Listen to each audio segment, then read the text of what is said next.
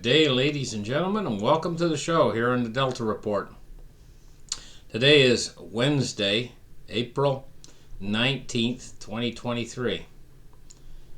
Thank you for tuning in. I'm glad to have you guys here. Now, what I want to talk about is a possible downward trend in silver and gold, very short-lived, that could happen in the very foreseeable future, and what would cause this to happen. We're facing a liquidity crunch right now. What we have is of course, you guys all know about what happened with Silicon Valley Bank and how they opened up a credit window to the banks, and it took something like about $400 billion to stem this last crisis that just occurred. Emergency meetings by the Fed, and everything that went with it, and how quick they solved it or patched it over. I'll call it patched it over. Well, what we're facing is, in the system right now, the bubbles are all starting to pop all simultaneously, but they're just on the front edge of them starting to pop. What's called the everything bubble. It's real estate, especially commercial real estate. It's the regular housing market. It's the banking system and the leverage that they had put into treasuries.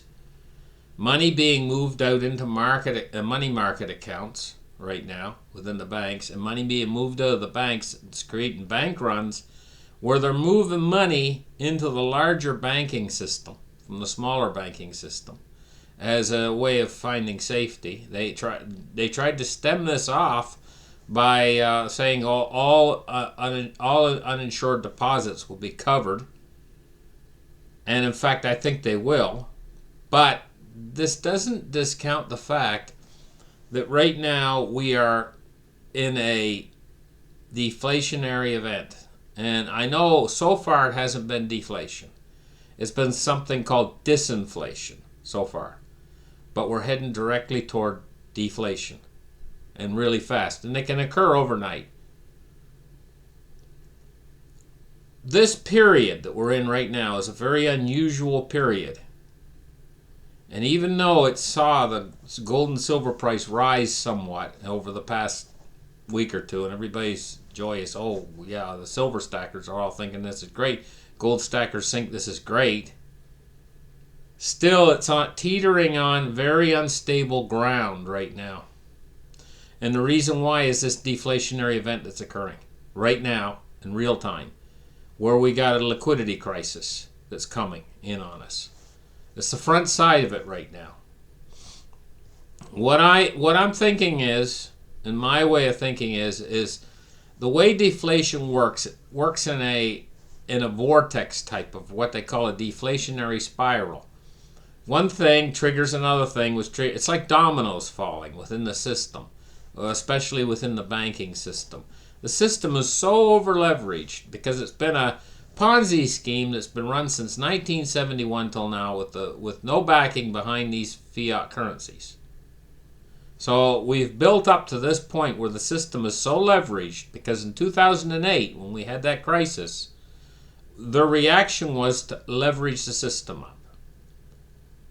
And they've been leveraging the system up for many years now with something that's been called Fugazi, which is basically, it's a digital ledger. That's all our currency has become, is a monstrously large digital ledger in the system. The actual money what you call money, which is Federal Reserve notes that you can actually hold in your hands as cash, only represents a very, very tiny margin of this amount of the amount of leverage that's out there. And deflation can take this leverage down so fast. And this is what we're headed toward. And this is what I'm frightened of, is we're going to run into a deflationary event, an actual deflationary event that moves so fast within this over-leveraged system. And during that period in time, when that happens, we could see it reflect negatively on the prices of everything. But the duration is what's important here. How long will this last? Because they cannot leave it, because the intensity will be much greater. The deleveraging intensity, because of the amount of leverage within the system. See, in 1929, all during the year 1929, the build-up to the 1929 stock market crash, there was an awful lot of leverage put into the market because of buying on margin.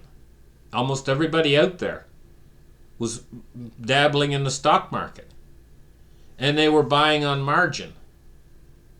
And when the stock market deleveraged, and that's what 1929 was a deleveraging event, it had considerable energy.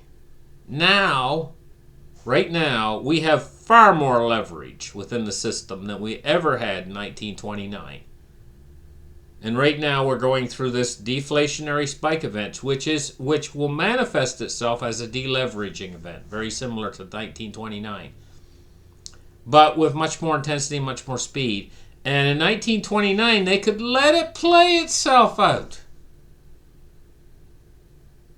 with devastating effects, but they let it play itself out. In this case, the deleveraging would be so powerful that they cannot let it play itself out. So what does that mean? That means emergency meetings. That means that they're going to come in and they're going to have to rescue the system because they cannot let it fully deleverage this time. It would completely flatten the system. And because we have, since 1929 till now, because our system now is totally dependent upon things, and we have so many interdependencies, one thing depends upon another, we're not like we were back in 1929. People back then, a lot of people didn't even have power back then. They didn't have electricity. Now you guys know what a crisis we would have if the electricity goes out. All of it. The grid down. You guys know what a crisis that would be. And that's why they can't allow this deleveraging, because everything would just freeze up, and that's what would be the end result. And in fact, it might still freeze during this deleveraging event, but they will unfreeze it, no matter what they have to do. When the real crunch hits, and everything goes basically out the banking system because of the derivatives market, when it all starts to go pop, pop, pop, they have to stop the pop, pop, pop, and then they have to free it up with liquidity. And this is what they did in the Silicon banking crisis that we just had. It started to go pop, pop, pop. Banks were going pop, pop, pop. And they came in and they opened up that window, lending window, and they poured out liquidity to the banks. And now all of a sudden everything's fine again. Don't you think they're going to do exactly the same thing again? If they get a massive deleveraging event, it dwarfs the Silicon banking thing. And that's what I see just ahead, is this deleveraging, and then them coming in and propping it all back up again. And so during that period between a crash, a deleveraging, and them coming in and fixing it, it's just a little bit hard to tell what silver and gold will do. If there's enough fear out there, there might be a lot of buyers come in for the physical. But at the same time, we might see the price roll over somewhat during a deleveraging. It's just a little bit hard to pin it down exactly during that period in time what's going to happen to gold and silver.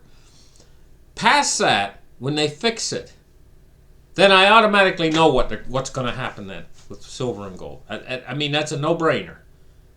The price is going to take a skyrocket to the moon. So it doesn't really matter, too much. You buy in right here at this level, say $25, and you pay your premiums, put the stuff away for yourself, right? Or say we have a deleveraging and say the price drops as low as 18, they will just raise the premium a little bit higher to compensate. Maybe not quite the equivalent of it dropping to 18. They might raise the premium by $2 or $3. You know, so you might get it for a little bit less than you're getting it now, but you're taking an awful chance that you might not get any during that event, because a lot of people are going to pour in to buy the physical at that particular time. So the spot price might separate slightly from the physical price due to premiums and availability. So there's a lot to think about here. But on the other side, when they repair the damage that they're going to do, the damage is coming up very soon. Very likely one of the triggers is going to be the commercial real estate market, or a number of other banks starting to roll over and go down. Because these loans that they're giving out to these banks, are only good for a year, and they're only loans. What a mess. But on the other side of this, if your idea is just to hold silver, buy it and hold it, and you're not trying to profit off of it or anything like that, this is probably the greatest chance in history for a stacker to really see a 10 times profit coming up. When this little deflationary event's over and they go back to doing what they always do, which is to print, print, print. And this is going to be the answer to everything. And I mean, you're just looking at a few months here more, possibly, or even less, of this deflationary event while we hit the debt ceiling. They're going to have to raise the debt ceiling. And I know, I hear these guys out there, these politicians and stuff, who are saying, oh, we got to show physical restraint. Oh, we got to get out there and we got to raise interest rates higher, and we got to show physical restraint. We just can't continue to raise the debt ceiling. We got to show some fiscal responsibility here. We got to get the debt under control and all this kind of stuff. They don't realize how Ponzi scheme works. That you can't taper a Ponzi scheme without blowing the whole thing up and ruining everything. And so that's what they're doing. They're in the process right now ruining everything. And so when they learn that lesson and they raise the debt ceiling back up in an unlimited way, which you guys know that's what's coming. And when they finally say, okay, this is the end of the tapering cycle. We're not raising interest rates anymore. In fact, now we're going to lower them because the economy's crashing to pieces. That's when you're going to see your profits. So you guys are long-time holders. If you hodl right through this with your silver and gold, on the other side of this, you guys are going to see your 10 times. But you're going to have to be very patient. And patience is what wins the race. So you guys don't fret. Just think in terms of steady accumulation is the best way to think of this. And holding it, not to make profit, but to see the riches that's going to be rewarded to you when the fiat currencies finally burn in destruction, which has to happen because it's math. So stay the course. Thank you guys for listening to the Delta Report. I'll catch you guys in the next show. Bye-bye.